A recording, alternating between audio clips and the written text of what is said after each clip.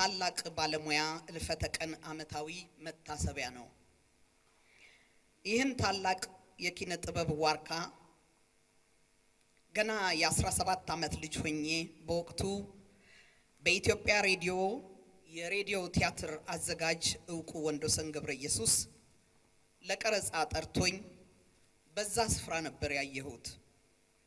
ስሙ የናኘው ደበበ እሸቱ በስቱዲዮ መግቢያ ላይ ከሌሎች ጋዜጠኞች ጋር ተቀምጦ ሲያወጋ ነበር የሰላምታ ልውውጥና ዕውቅናችን የጀመረው። ያ ከሀገርም አልፎ በዓለም አቀፍ ደረጃ በየመድረኩና በሲኒማ ስክሪን በመሪ ተዋናይነት የገዘፈው ባለሙያ በኢትዮጵያ ብሔራዊ ቲያትር በእጩ ተዋናይነት ስንመለመል ከፈታኞቻችንና ከመምህራኖቻችን አንዱ ሆኖ በሰፊው ተገናኘን። ተማሪዎችን በሙያ እያሰላ ያለመጨነቅና ፍርሃት እንድንሳተፍ በጥሩነትና በደግነት የቀረበን የያኔው ጋሽ ደበበ የበስተኋላው ደቤ ደብሾ ደብዬ ነበረ። ተዋናይ፣ ደራሲ፣ ተርጓሚ፣ አዘጋጅ እንዲሁም የተበዳዮች አንደበት በመሆን በእስርና በድብድብ የተንገላታው ደበበ የቲያትር ድርሰቶችን በማስተካከል በማዳበር ጽፎ በማዘጋጀት አቻል ነበረውም። በትርጉም ስራ ለኢትዮጵያ ወቅታዊ ችግሮችና መፍትሄ ለትወና ሙያ ይጠቅማሉ ያላቸውን ተርጉሞ አሳትሟል። ወጥ ስራዎችንም ጽፎ ለህትመትና ለመድረክ ቲያትር አቅርቧል። በሬዲዮ፣ በቴሌቪዥን፣ በጋዜጣ፣ በመድረክ፣ በሲኒማ፣ በመጽሐፍ፣ በመጽሔት ከፍተኛ አስተዋጽኦ አድርጓል።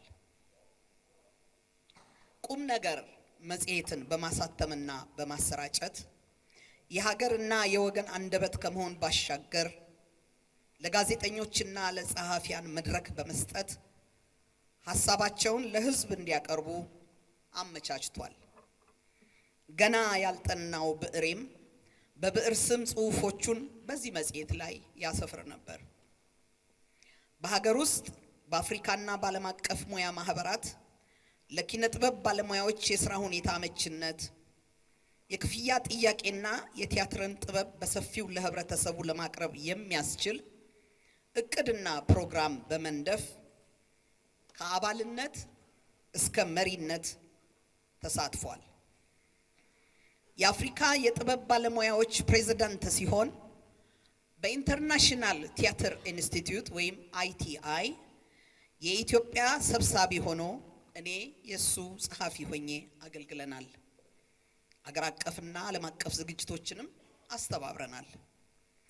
የሙያውን ክብር ከፍ ለማድረግ ሲታትር የኖረ የከፍታችን ሁሉ ምልክት ነበረ። ሲጎለን የኪስ ገንዘባችን፣ ስናገባ ደግሶ ሚድር አባታችን፣ ሲከፋን አጽናኛችን፣ አፍላቂ የደስታችን፣ የገበናችን ሽፋን፣ የሳቃችን ምንጭ፣ የበላያችንም የበታቻችንም መሆን የሚያውቅ ከራስ ወዳድነት የራቀ ይሁንታን ያገኘና የላቀ ትከሻችን ነበር። ለሚያውቁትም ለማያውቁትም ለሚወዱትም ለማይወዱትም ምላሽ ሳይጠብቅ ጊዜውን፣ ገንዘቡን፣ አቅሙን የሚለግስ ሁሉን ችሎ የኖረ ምርኩዛችን ነበር። ከኔ ጋር እጅግ የጠበቀ ወዳጅነት አልፎም ቤተሰብነት የነበረን ሲሆን እንደ ተዋናይ በእናት ዓለም ጠኑ በዋናው ተቆጣጣሪ፣ በናይጄሪያ ሌጎስ በትግላችን፣ በቬኑሱ ነጋዴ ትርኢት በመድረክ አብረን የተቋደስን ሲሆን እንዳዘጋጅ ሞረሽን፣ ሻጥር በየፈርጁን፣ ተሐድሶን እየመራ አሰርቶኛል። በዓለም አቀፍ መድረክ HIV ኤድስን ዝግጅት በተመለከተ በሲዳ ድርጅት ረዳትነት በካሜሩን፣ በስዊድን፣ በአሜሪካን የቲያትር ጉዞዎች ተሳትፈናል። ጣይቱ የትምህርትና የባህል ማዕከልን በ2000 ዓመተ ምህረት በስደት ዓለም ስመሰርት አሜሪካን ድረስ በመምጣት ከጎኔ ቆሞ ስነ ጽሁፍና ቲያትሮችን በተለያዩ ግዛቶች እየተዘዋወረን እንድናዳርስ አቅም ሆኖኛል። ከፍታ የማይገደው ዝቅታ የማያረደው ደቤ በተራው የኔ የተማሪው ተመሪ በመሆን ሳቅማማ በመሳተፍ እንደገና ትልቅነቱን መልሼ እንድመሰክር አድርጎኛል። እግዚአብሔር የተመሰገነ ይሁንና የተለያዩ የክብርና የሽልማት ቀኖችንም በህይወት እያለ አድርገንለታል።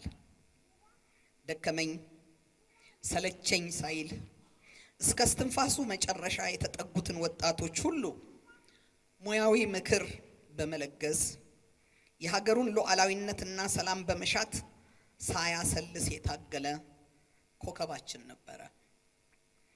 ቤተሰቡን አክባሪ፣ ባለቤቱን አፍቃሪ፣ ልጆቹንና የልጅ ልጆቹን በልዩ መልክ ተንከባካቢ የትዳር ህይወት አርማ ምልክት ነበር።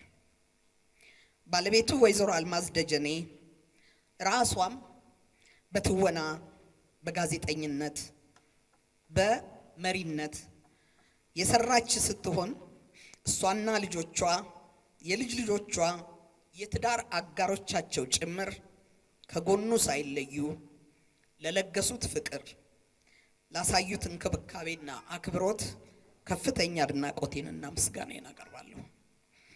ደቤ ለሀገር ባለውለታ፣ ለወገን ባለውለታ፣ ለጥበቡ፣ ለጥበበኛው፣ በመንገድ በአጋጣሚ ላገኘው ሁሉ ባለውለታ ነበረ። ለውለታው ምንም አይነት ምላሽ ልናደርግለት ባንችልም በዚህና በመሰል የክብርና የጥበብ መድረኮች እድሜያችንን ሙሉ ስንዘክረው እንኖራለን። ደብዬ እንወድሃለን፣ እናከብርሃለን። በሰላም ረፍ።